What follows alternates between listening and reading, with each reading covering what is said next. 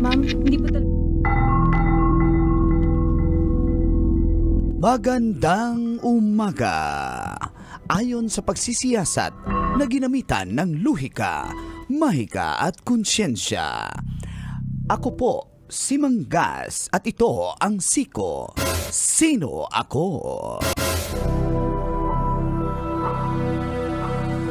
Sapul sa CCTV ang isang kawatan matapos itong pumasok sa loob ng isang bahay sa may Santa Cruz, Maynila.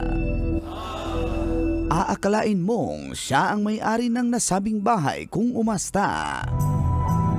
Subalit, magnanakaw na pala. Sa kuha ng CCTV, kitang-kita ang nasabing lalaki. Kinuha ang laptop at 2 cellphone na nakapatong sa mesa sabay sibat.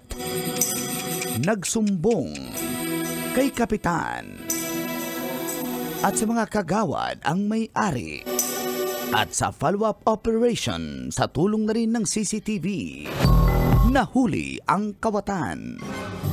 Tirador na rin pala ito ng mga bisikleta at iba pang pwedeng nakawin. At nang mabalitaan na naaresto ang notorious na magnanakaw, ay napasugod ang mga naging biktima niya. At dito na kinuyog ang nasabing kawatan. Nagkasugat-sugat at pasa-pasa ang nasabing kawatan. Pero kahit nakuhanan na ng CCTV, ayaw pa rin umamin ng kawatan. Para mga babaero din no? Damay na naman. Ang tanging kasalanan lamang daw niya ay ang tumikim siya paminsan-minsan ng iligal na droga. Sa huli ay na-recover ang laptop at 2 cellphone ng biktima. Nahaharap sa kasong robbery ang nasabing suspect.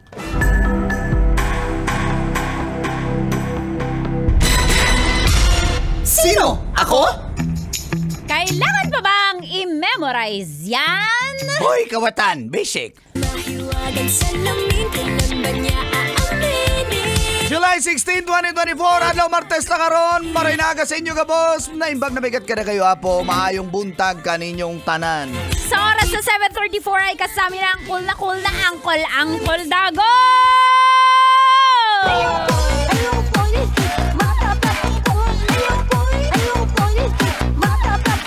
Kasama din ang pambansang tita ang dahilan kung bakit ka nanonood ng radyo.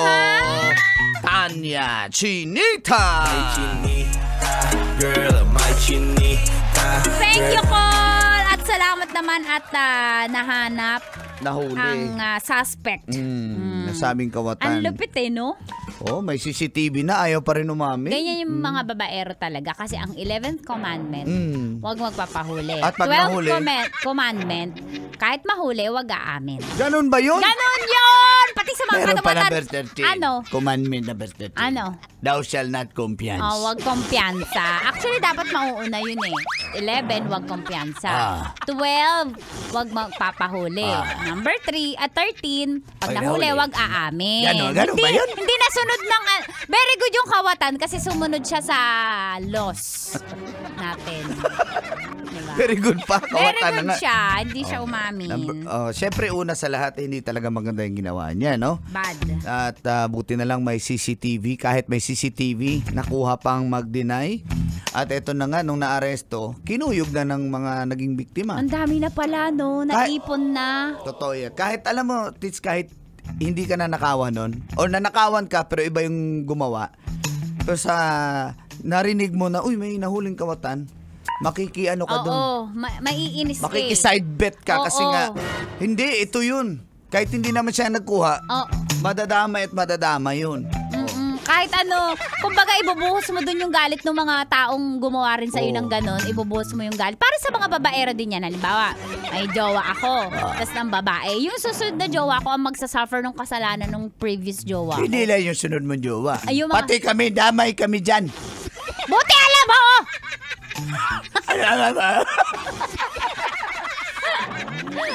Kaya nga, siya buti na lang at nahuli. Mga nasa, kay kapitan, kay kagawad, Salamat at naging malaking tulong. Oo, yan. Sa ating mga constituents. Tama, maraming salamat. Notorious ni. Yung may suspect. bike o yung may bike man, kahit anong pwedeng nakawin, ninanakaw na. Ng kawatan. Hindi, ni Kapitan. Uy! Hindi, yung kawatan. Kaya nga, salamat tayo at nahuli ang mga ganyang klase. Kasi pag hindi, sasabihin ni Express, huwag niyong subukan, masisira ang buhay niyo. Tama yan, Express. Kaya ang payo ko, huwag kayong magpapahuli. I invoke my right to privacy. Sabi ko, ma'am, magnanakaw ka. Sabi mo sa kawatan? Sa'yo, magnanakaw ka. Ninakaw mo ang puso ko. Yung mga style ni Express Express style mo. Style yan ng mga Express lang yan, ma'am. Ini-express mo lang yung nararamdaman mo. Pero dyan sa galit ako. Sa kawatan? Yes, ma'am. Kasi sarap putulan, ma'am. Puputulin ko. Lig tiil. Kasi, ma'am, ayoko nang ganoon. Yung magkuha ka ng hindi sa'yo. Totoo po yan. Huwag mo nang ulitin at huwag mong subukan kasi ako, salamat ka, nagpahinga na ako. Kung hindi, nariin talaga kita. Galit ako, ma'am. Galit ako. Galit ka nga po, kaya hindi na lang ako kikibo. Hindi, kumibo ka, ma'am. Mas gusto kong kumibo Kanino ka ba galit? Sa kawatan, ma'am. Kawatan. Galit ako dyan. Kaya again, huwag niyong subukan, masisira ang buhay niyo. Salamat, Express, ha. Naku, nahuli na nga. Yung kawatan. Si Kapitan. Hindi. Nagraronda lang siya sa gabi kasama ng mga tanod. Si Kapitan? Yung kawatan. Naki-blend in? Yung kawatan? Si Kapitan? Syempre, di ba? Ang ganda nga ng vest niya nasuot pag gabi may nakalagay cap. Yung kay Kapitan? Yung kawatan. Dapat kawatan. Ganun yun Basic! Kaw. May dalang batuta pa. Yung tanod? Yung kawatan. Sino ba nagdadala ng batuta? Oy, nagdadala din si Kapitan, no? Iba yung dala ng Kapitan sa amin Ano? Latigo. Dala ni Kapitan? Noong kawatan. Wow. Nakasakay pa siya sa tricycle na parang patrol si Kapitan? Yung kawatan. Ginuyog ng taong bayan. Yung kawatan! Si Kapitan! Syempre artista ng barangay yan si Kapitan? Yung kawatan. Nakapaskil nga yung picture niya sa poste, mag-ingat sa taong to. Yung Kawatan? Si Kapitan. Hindi, nakalagay doon.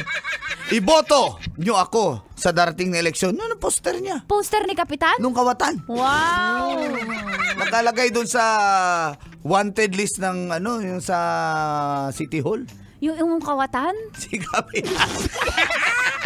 Hindi, siyempre mababait yan. Nagtatrabaho yan para sa mga constituents niya. Siyempre si Kapitan. Hindi, yung Kawatan. Next year na, botohan na Kay Kapitan? Ng kawatan. Uy! Kaya ingat ha, kitang-kita ka sa CCTV. Yung Brad. Kawatan. Hindi, si Kapitan. Kitang-kita ka. Nakabonet. Yung Kawatan. Si Kapitan. Nag-riding in tandem pa. Yung Kawatan. Si Kapitan. Ingat lang. Tutok pa rin dito sa 90.7 Love Radio. Kailangan pa bang i-memorize yan? Basic! That portion was brought.